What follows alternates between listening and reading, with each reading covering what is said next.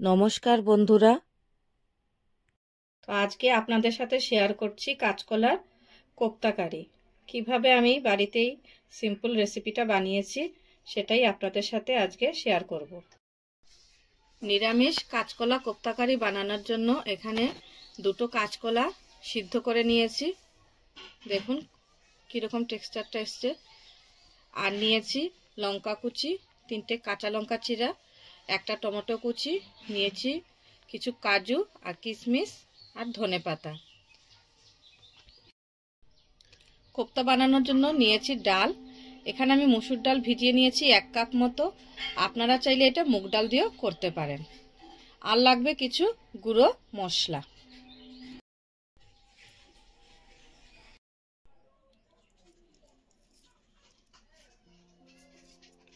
কাঁচকলাগুলো ছুলে নিচ্ছি কোপ্তার জন্য। এক এক করে প্রত্যেকটা কাঁচকলার খোসা ছাড়িয়ে নিচ্ছি। কাঁচকলার খোসা ছাড়ানো হয়ে গেছে। এখন দিয়ে দিচ্ছি বেটে রাখা ডাল। এখানে আমি মসুর ডালের ব্যবহার করেছি, আপনারা চাইলে এখানে মুগ ডালের ব্যবহারও করতে পারেন। ডালটা বাটার সময় একটু খেয়াল রাখবেন, একটু গোটা গোটা কয়েকটা থাকলে বেশ ভালো হয়, বেশি পাতলা বাটা করবেন না। দিয়ে দিচ্ছি 2টো কাঁচা লঙ্কা কুচি। ঝালটা আপনারা নিজের স্বাদ অনুযায়ী দেবেন।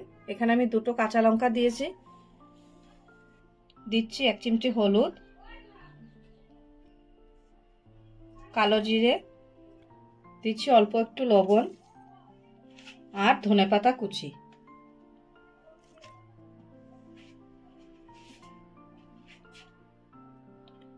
এগুলো ভালো করে মেখে নেব।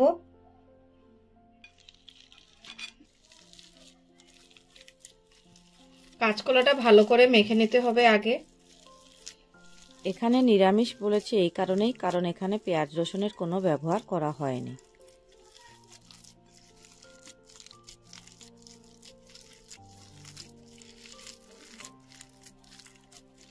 এখানে ডাল আর কাঁচকলাটা পুরোপুরি মাখা হয়ে গেছে।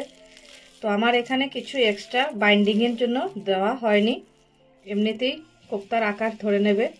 যদি মনে হয় বাইন্ডিংটা একটু হালকা পাতলা পাতলা লাগছে, তাহলে আপনারা কর্নফ্লাওয়ার, চালের গুঁড়ো বা বেসন যে কোনো কিছু ব্যবহার করতে পারেন। গ্যাসে কড়াই বসিয়ে দিয়েছি, কড়াই গরম হয়ে গেছে। এখন দিয়ে দিচ্ছি সাদা তেল কোপ্তা ভাজার জন্য। চাইলে সরষের তেলের ব্যবহারও আপনারা করতে পারেন।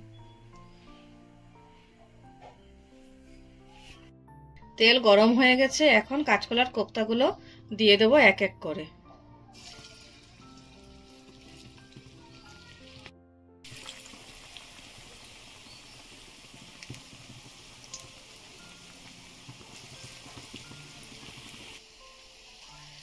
কোপ্তাগুলো আমি একটু ছোট আকারে রাখছি, যাতে ভালো করে ভাজাটা হয়ে যায় ভিতরটা আর কাঁচা না থাকে। আর ভাজার সময় একটা জিনিস খেয়াল করবেন, মিডিয়াম আঁচে ভাজবেন, তাহলে কোপ্তাগুলো ভালো করে ফ্রাই হবে। মাঝে মাঝে একটু নেড়ে দিতে হবে, না হলে অনেক সময় লেগে যেতে পারে নিচে।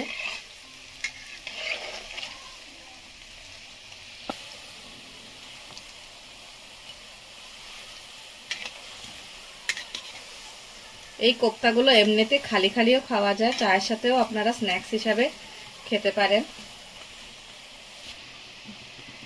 কোপ্তাগুলো ভাজা হয়ে গেছে, এখন আমি এগুলো তুলে নেব। এখন বাকি কোপ্তাগুলো ভেজে নিচ্ছি।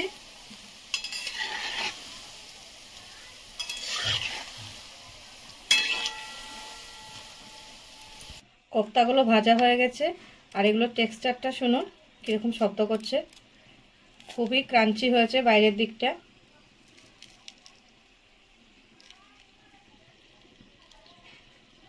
খুবই সফট, কিন্তু বাইরের দিকটা একদম ক্রাঞ্চি।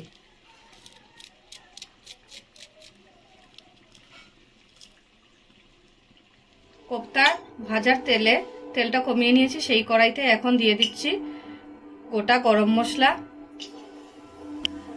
দারচিনি দিয়েছি, দিচ্ছি এলাচ, দিচ্ছি একটু জিরে, দিচ্ছি টমেটো কুচি, টমেটো কুচি দিয়ে ভালো করে ভেজে নিচ্ছি। টমেটোটা গলে যাক।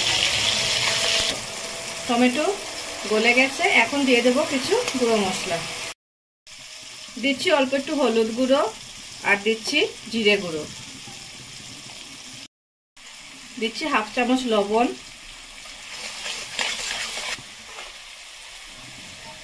কাঁচা লঙ্কা চিরা দিচ্ছি, দিয়ে দিচ্ছি বেটে রাখা কাজু কিশমিশের বাটাটা।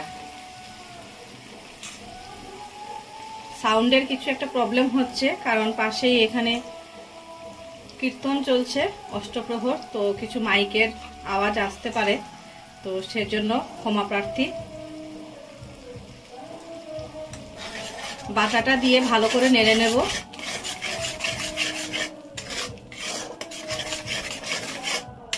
আপনারা চাইলে এই কোপ্তা কারিটা যখন রান্না করবেন হলুদের ব্যবহার না করলেও পারেন, সাদা সাদা থাকলেও ভালো লাগে। তো আমি এখানে হলুদ যেহেতু বড়ার মধ্যে দিয়েছি, তার জন্য আমি এখানে গ্রেভির মধ্যে হলুদটা ব্যবহার করেছি। মশলাটা অনেকটাই কষানো হয়ে গেছে, দেখুন পাশ থেকে তেল ছাড়ছে। আর এখানে ঝালের ব্যবহারটা আপনাদের রুচি অনুযায়ী দেবেন। এখানে আমি 3টে কাঁচা লঙ্কার ব্যবহার করেছি, কিন্তু কোনো গুঁড়ো লঙ্কার ব্যবহার এখানে আমি করিনি।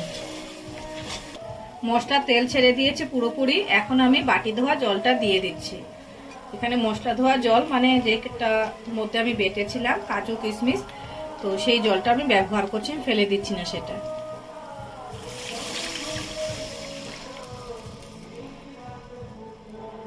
জলটা দিয়ে ভালো করে নেড়ে নেব।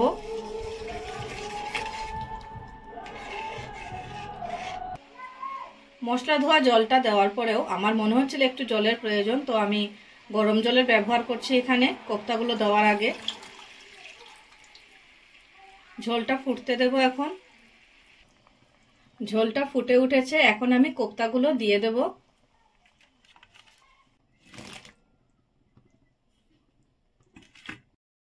কোপ্তাগুলো দেওয়া হয়ে গেছে, এখন ভালো করে ফুটিয়ে নেব। ঝোলটা ফুটে উঠেছে, এখন দিয়ে দিচ্ছি অল্প একটু চিনি। কোপ্তা কারিটা একটু মিষ্টি মিষ্টি হলেই ভালো লাগে, আর এই সময়টা আপনারা একটু লবণটা চেখে দেখতে পারেন। কোপ্তা আমাদের যে কাঁচকলার কোপ্তা কারি সেটা প্রায় রেডি হয়ে এসছে। এখন নামানোর আগে দিয়ে দিচ্ছি অল্প একটু ঘি।